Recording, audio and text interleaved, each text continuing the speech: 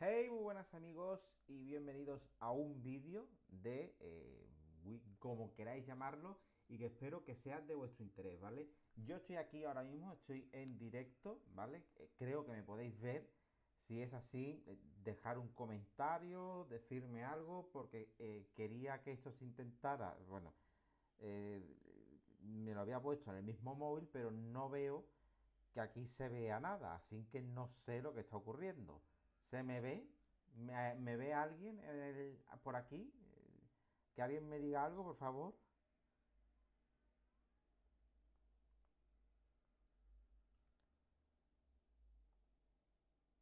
Hola, sí, esto se oye aquí, se oye bien.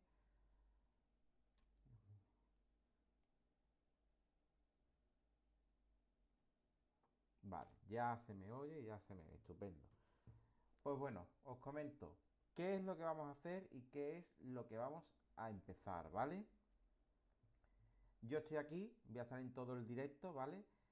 Cualquier cosa que podáis preguntar, al final del directo, yo os lo voy a responder. Lo que vamos a ver es ahora un vídeo pregrabado, donde se me ve a mí charlando y donde expongo el tema. Una vez que ese vídeo pregrabado termine, simplemente las preguntas que habéis dejado, vuelvo a enchufar lo que es la cámara y nos vemos. Así que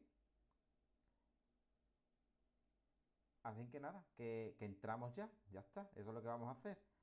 Cierro esto y me...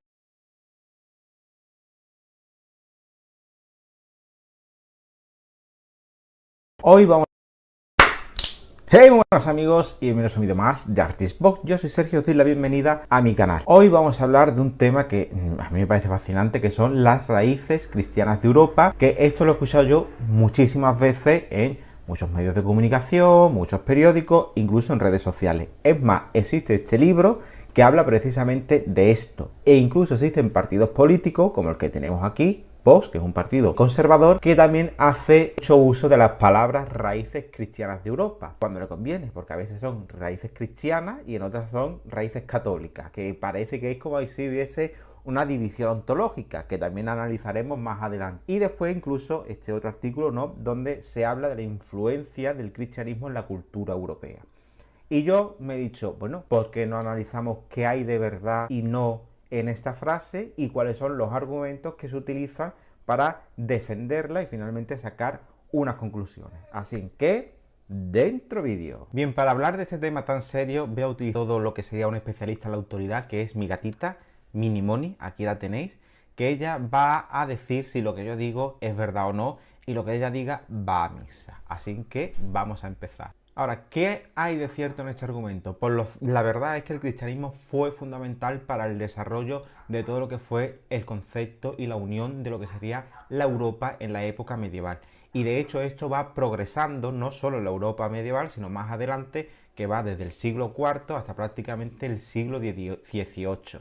Empezando por lo que sería una visión cristiana de lo que sería la Iglesia Católica, le va a seguir una iglesia ortodoxa y finalmente la más reciente lo que sería una iglesia protestante. Y es que este cristianismo que va a venir desde la Edad Media, es fundamental para entender todo el desarrollo de la concepción de lo que va a ser Europa y su cosmovisión. Por ejemplo, estas instituciones fueron fundamentales para lo que sería el concepto de la educación como la tenemos hoy día, de la moral y la ética, de un sistema jurídico, la construcción de un calendario a nivel global y al mismo tiempo en la misma idea y concepción de lo que son las monarquías. Y después no hay que olvidar que la cultura europea se va a conformar en torno y alrededor de lo que son las iglesias. Y no es solamente en la cultura en el sentido artístico, de la cual va a emanar constantemente de las instituciones eclesiásticas, sino también lo que es la cultura intelectual. No hay que olvidar que durante mucho tiempo la iglesia es la que va a tener en su poder todo el conocimiento y es ella quien lo va a administrar y quien le va a dar prioridad a ciertos conocimientos mientras que otros los va a ir dejando de lado. Es que la iglesia es fundamental para entender cómo se va a construir la sociedad europea. Donde hay una localidad hay una iglesia, donde hay una iglesia hay una persona de autoridad eclesiástica que es prácticamente el consejero espiritual, el consejero matrimonial, el consejero familiar, el consejero moral, y es decir, la brújula ética y moral de toda una población. esto también le da a la Iglesia un poder de ser como la guardiana de los secretos de cada persona, que evidentemente va a utilizar de una manera u otra. Es decir, la Iglesia Católica se convierte en los domingos en el principal punto de ocio y diversión y al mismo tiempo educacional de la población. Después tenemos festividades como la Navidad, la Pascua, la Semana Santa, todos los días de los santos y demás, donde la vida social se va a crear y se va a ejecutar alrededor de y para la Iglesia. Y finalmente la idea de que los valores cristianos son los que han influido para construir lo que sería nuestra sociedad laica. De igual manera que el cristianismo permite en su base una separación Iglesia-Estado, a Dios lo que es de Dios y a Roma lo que es de Roma, también va a dar la idea de que como todos somos hijos de Dios y pecadores, todos somos iguales ante la ley. Es decir, esa idea del derecho universal y que nadie es distinto ante el poder judicial ni cualquier otro poder. Es decir, estos son, para empezar, tres hechos que son así, que son ciertos. Pero claro, aquí también la pregunta es, ¿qué tiene de verdad 100% lo que acabamos de decir? Si bien son tres hechos que son indiscutibles y que van a ayudar a la creación de la Europa moderna que tenemos actualmente, también esas ideas o preceptos suelen estar un poco idealizados. Para empezar, no tenemos que olvidar que la expansión del cristianismo nunca fue de una manera simplemente pacífica. Ahí estuvo lo que fue la espada de Roma, que fue llevando la evangelización a la fuerza a los diferentes sitios a los que iba. Evangelización que se replicará después cuando España llegue a América. Además que antes del cristianismo ya existían civilizaciones en Europa como eran las grecorromanas, los celtas, las eslavas, las nórdicas, con sus propias religiones, leyes y sistemas filosóficos. De hecho, de Grecia nos va a venir lo que es la idea de la filosofía, la democracia, la lógica. De Roma vamos a heredar lo que es el derecho romano, es decir, la ley, la administración pública, todo lo que va a ser la construcción de la ingeniería a un nivel también público por y para el imperio.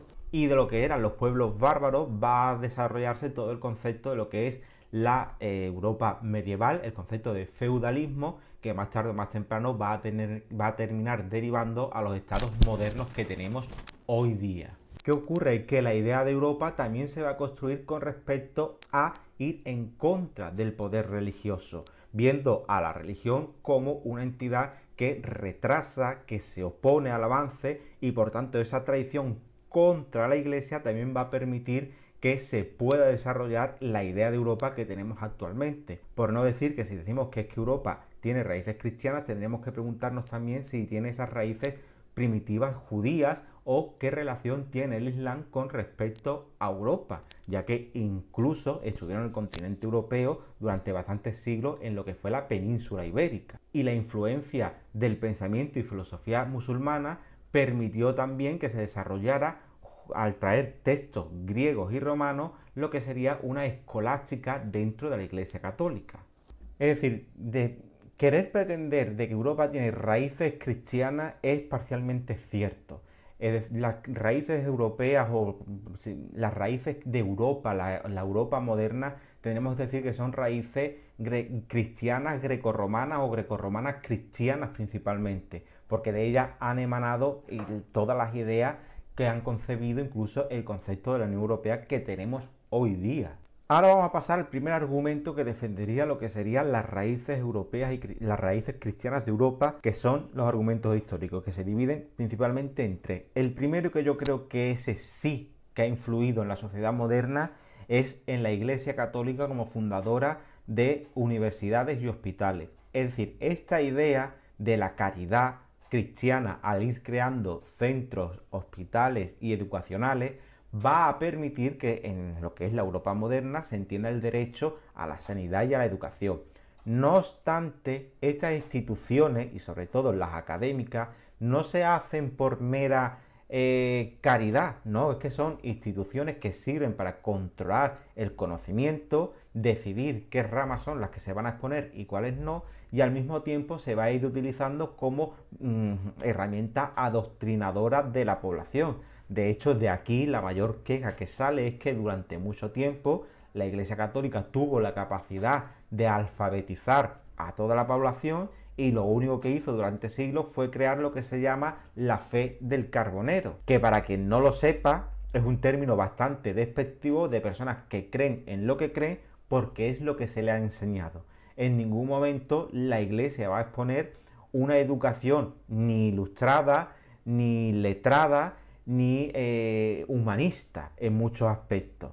Al menos no en un sentido global y público. Dentro de sus instituciones, a lo que son sus teólogos y demás, sí, claro que hay una gran educación académica de Platón y Aristóteles y demás, pero fuera lo que va a haber siempre va a ser utilizar la educación como herramienta de adoctrinamiento y no de mejora de los ciudadanos o los individuos o los súbditos de cada tiempo y cada época. Claro, después también se nos dice que la Iglesia fue durante mucho tiempo una de las pocas instituciones europeas que dio coherencia, fue como una institución paneuropea, ¿no? Y de ella emana todo lo que es el arte, el conocimiento, la diplomacia e incluso la escritura en muchos aspectos.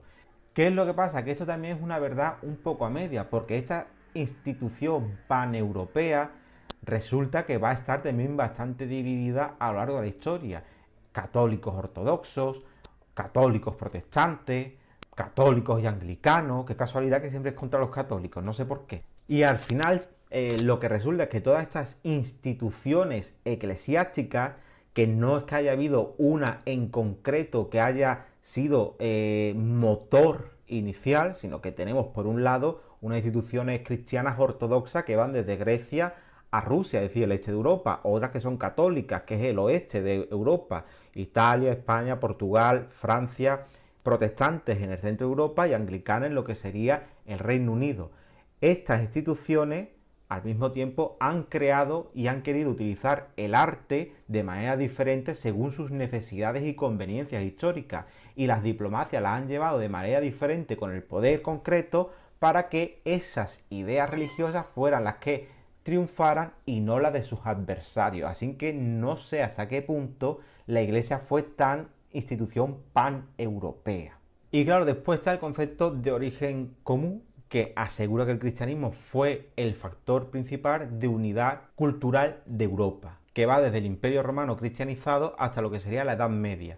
¿Qué es lo que ocurre aquí? Pues nos encontramos un pequeño problema igual que el de las instituciones europeas, que si bien la Iglesia ha sido una institución más o menos homologada en Europa, dependiendo de la zona, esta Iglesia hacía una serie de diplomacias o políticas que no hacían en otras regiones. Así que esta cohesión cultural cuesta entenderla porque resulta que son 4 religiones cristianas que tienen una visión del cosmos y del hombre y de la realidad muy diferentes las unas a las otras y que en ocasiones han estado enfrentadas incluso en el sentido político. ¿Y qué es lo que ocurre? Que dentro de esta visión de cohesión cultural solamente se logra si detrás hay un imperio que lo imponga, y en este caso fue el Imperio Romano. Por tanto, esa cohesión cultural solo se entiende desde el punto de vista bélico y no desde el punto de vista de que fuese una cultura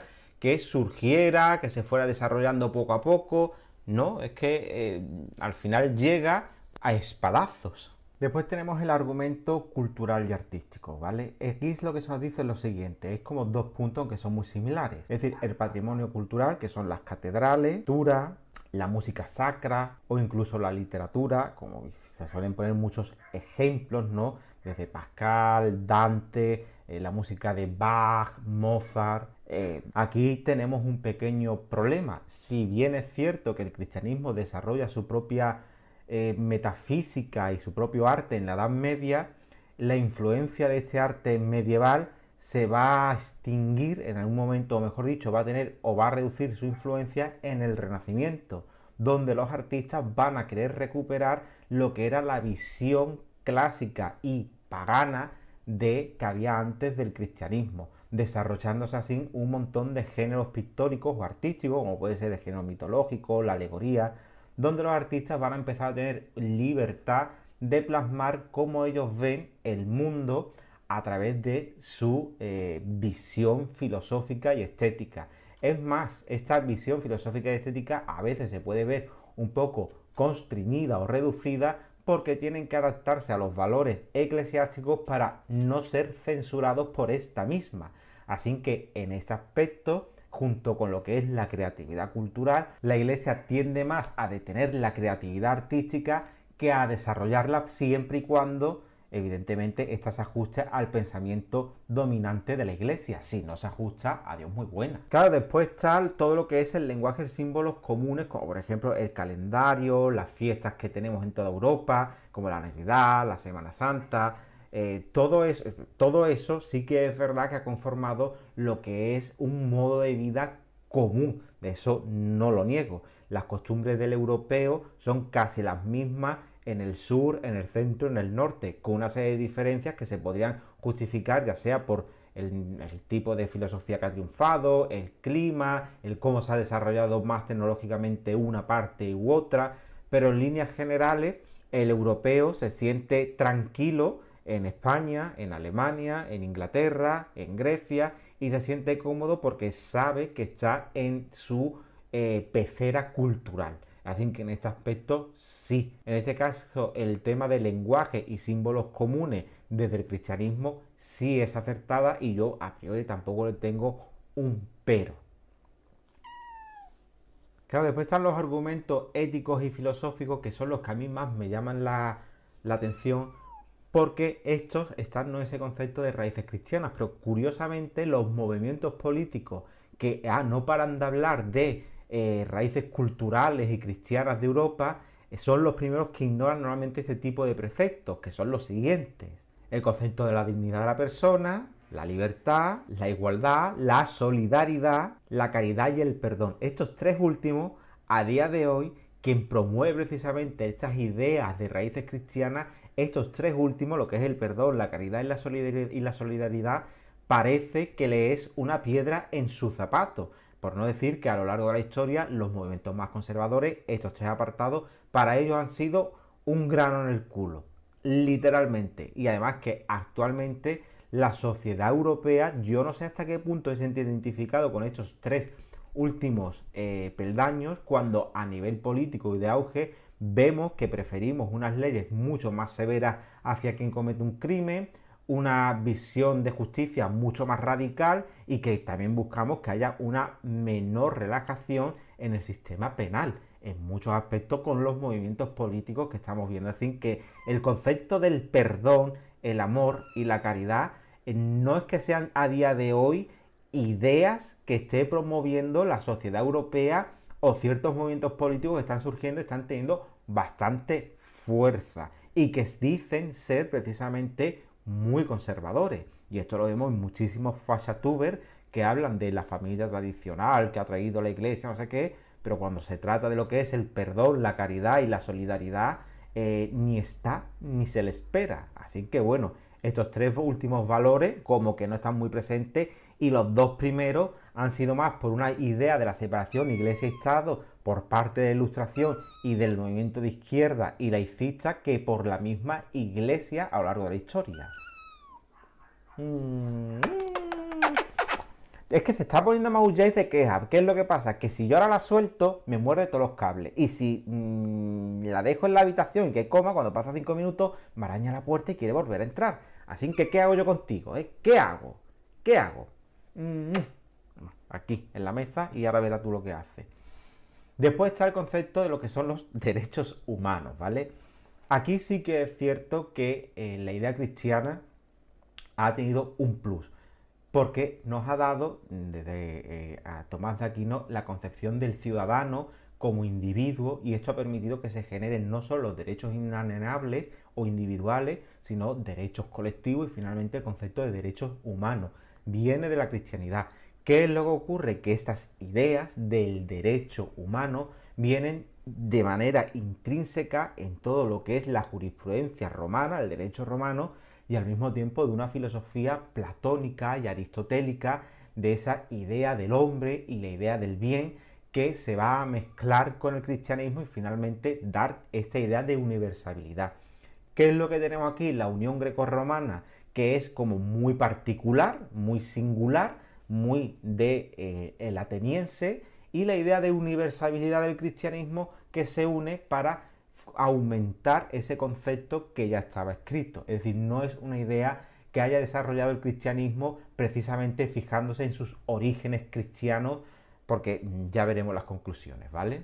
Y finalmente tenemos los argumentos de identidad y políticos, ¿vale? El primero es la unidad cultural, es decir, utilizar cultura cristiana para impedir la desintegración de lo que sería Europa frente al globalismo que nos viene de Estados Unidos o de otras ideas expansionistas como pudieran ser ciertos lugares del Islam o de ese otro imperialismo que vendría China. Es decir, esta cohesión cristiana cultural serviría como parapente, como salvavidas ante otras culturas que evidentemente pretenden sustituirnos o podríamos decir que pretenden ser las hegemónicas y dominantes y por tanto cambiar nuestro estilo de vida de manera radical. Y no es solo eso, sino que estas raíces culturales cristianas permiten una identidad común más allá de la identidad nacional. ¿Cuál es el problema? Que esta identidad nacional está marcada por un tipo de cristianismo que es distinto en cada país. El cristianismo católico ha estado enfrentado al cristianismo protestante y eso ha llegado a nuestros días a veces en racismo etnográfico europeo hacia una cultura u otra, por no decir ya los ortodoxos y anglicanos y demás. Es decir, que ese cristianismo que debería de ser unificador se termina convirtiendo en un arma arrojadiza y en un enfrentamiento cultural, social y en ocasiones incluso violento, como ocurrió en Reino Unido entre el Lira, que era católico, y el resto que eran anglicanos o protestantes.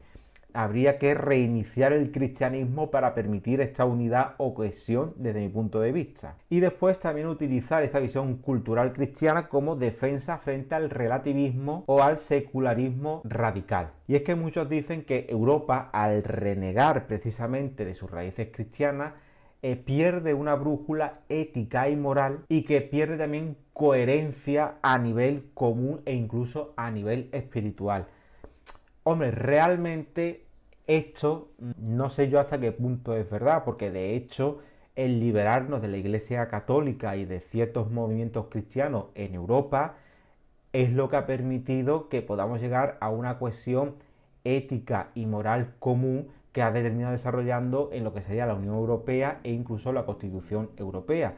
Y sé que hay mucho idealismo ahí detrás, pero que no ha hecho falta que esté la religión para que nos hayamos cohesionado. Es más, después de lo que ha sido la Segunda Guerra Mundial, llevamos 30 años de paz o más, que es el periodo más largo que ha tenido Europa, y precisamente la Iglesia no es la que ha ofrecido ese cambio de paz. De hecho, nunca antes la Iglesia ha estado más apartada de la sociedad europea y nunca antes hemos vivido una época más tranquila y pacífica entre nosotros mismos. Y en definitiva, mi argumento favorito, que es el que dice que la cohesión y esta visión de Europa como raíces cristianas es un antídoto y una respuesta a lo que sería la inmigración cultural y al multiculturalismo, ya que para muchos ven que defender lo que serían estas raíces cristianas permite una cohesión y es un elemento de defensa ante la pérdida de identidad ante otras religiones como puede ser el Islam, pero que también podríamos hablar una pérdida de identidad que llevamos sufriendo hace un montón de tiempo por parte de Estados Unidos, que no para de empujar su estilo de vida, que yo no lo quiero ni en persona, desde que tuvimos la Segunda Guerra Mundial. Y por ejemplo, de eso no se habla, de eso no se critica. Estamos hablando de una cultura que tiene también raíces cristianas, que está prácticamente devorando a Europa. Pero el problema, sorprendentemente, es el Islam como institución religiosa. Hombre, yo no soy precisamente partidario de las religiones, ya lo sabéis, pero a mí este argumento me huele a rancio, muy rancio. Además que esta respuesta o esta identidad se podría conseguir de muchísimas otras maneras sin tener que recurrir a la religión. Una de ellas sería una educación ilustrada, científica y en un marco razonable de crear individuos con una perspectiva y con una tradición de lo que es el ser humano y el individuo europeo desde la escuela, y no hace falta que venga un cura aquí a bautizar a nadie. Bien, y ahora una vez esgrimido qué es lo, podríamos decir, correcto, verdadero y falso en esta idea y cómo se esgrimen los argumentos y más o menos cómo hemos podido sortearlo, hacer una crítica, viene una conclusión final. No creo que podamos hablar de unas raíces cristianas como tal. No lo hay. En primer lugar, tenemos un conflicto religioso en Europa que no solo es con el Islam, como dicen algunos, sino porque hay 4 vertientes del cristianismo diferentes que lo único que tienen en común ellas es la interpretación paulina de su libro sagrado. Más allá de eso, han sido 4 instituciones religiosas que han estado enfrentadas y que han utilizado el poder académico que tenían y a la sociedad a la que pertenecían como carnaza cuando les ha hecho falta para abatir al otro. Por tanto, esto de cohesión cultural, moral y brújula, que es una maravilla, yo no me lo creo. Después tenemos que decir una cosa: si le quitamos a lo que es la religión cristiana toda su tradición grecorromana del pensamiento filosófico, lo único que nos quedarían serían sectas tipo evangelistas, donde lo único que existe es la Biblia y poco más. Es decir, si algo ha salvado al cristianismo, precisamente ha sido Aristóteles, Platón, Cicerón, Plotinio y todos estos filósofos clásicos que han permitido que entrara un mínimo de lógica y razón en lo que serían las instituciones cristianas. De no ser así, seríamos una religión tan dogmática como el amanecer de todos los tiempos, testigos de Jehová, o como sectas musulmanas que tanto criticamos. Es decir, no hemos sido devorados por el cristianismo gracias a la barrera filosófica de nuestras tradiciones greco-romanas. Repetid conmigo: no hemos sido devorados por nuestro cristianismo gracias a la tradición greco-romana del pensamiento filosófico. ¿Qué es lo que ocurre? Que esta supuesta unidad que tiene Europa al final simplemente es una unidad mitológica. Es decir, todos compartimos los mismos mitos del cristianismo, que es que Moisés abrió las aguas del mar, así de repente, con un bastón, que Cristo multiplicó los panes y los peces, y eso lo hemos desarrollado de manera muy bonita en cuadros, en esculturas, etcétera, etcétera. Sí, tenemos una mitología en común, pero es que esa mitología ha desarrollado instituciones religiosas diferentes dentro de nuestro propio continente. Y ya no voy a hablar de fuera de Europa, con los pensamientos gnósticos o los cristianos judíos, que a día de hoy esos ni están, ni se les esperan, ni se les escucha, vaya.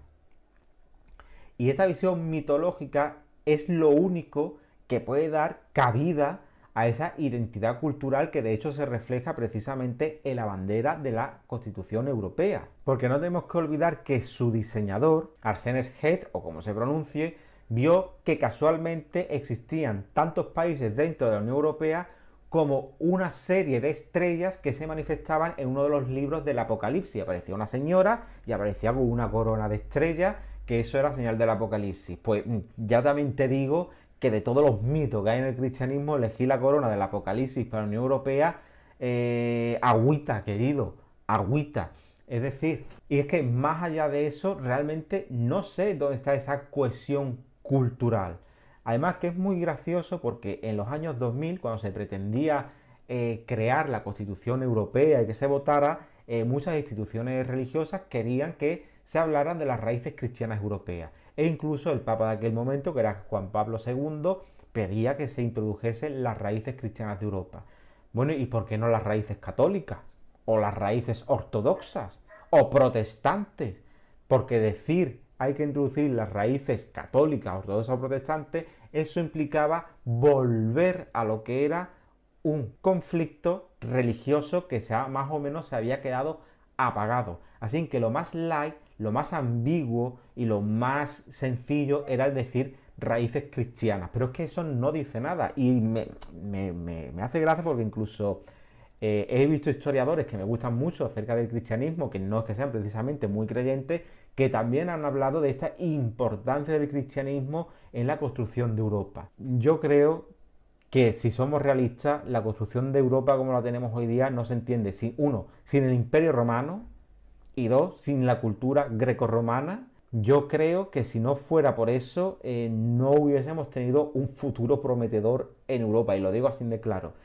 Porque si le quitamos al cristianismo, a ese gran cristianismo que nos ha dado los derechos humanos, que ha hecho la unificación de Europa, que parece que ha dado todo lo mejor del mundo, le quitamos todo el pensamiento filosófico griego y romano, lo que nos queda es una religión primitiva con un puñado de gente histérica que creía que el fin del mundo se iba a acabar mañana. Fin. Esas son las raíces cristianas. ¿Qué es lo que hemos heredado realmente del cristianismo?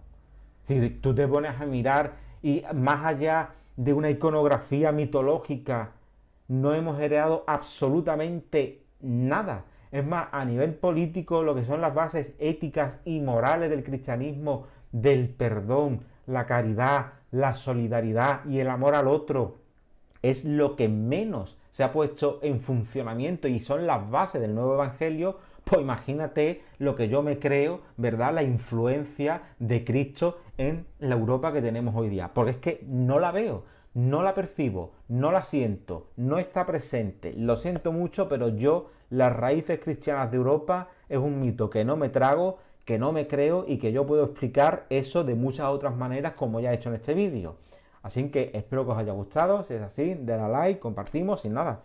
Que nos vemos. Hasta la próxima. Así que yo personalmente aquí veo una tergiversación de ciertos hechos históricos, que si bien es cierto que la filosofía griega y el cristianismo se unen para crear un pensamiento universal que es bastante positivo, aquí hay unas funciones, aquí hay unos intereses políticos por parte de unos movimientos de partidos que lo que pretenden es llamar la atención de una masa para conseguir el voto, y por parte de la Iglesia hay un interés de que estos partidos puedan tener cabida en las instituciones políticas, porque eso significa que las instituciones eclesiásticas de sea Roma, sea ortodoxo, sea protestante, va a poder seguir teniendo una serie de ventajas con respecto al poder del Estado que otras religiones no tienen. Y aquí lo que vemos es el miedo de perder ese poder ante un posible laicismo, que todas las religiones son iguales y que lo único que puede ocurrir es que ese poder religioso y cultural que les queda, ese pequeño reducto, termine diluyéndose y desaparecer. Eso es lo único que yo interpreto cuando me dice raíces cristianas de Europa. Un poquito más. Ahora sí, chao.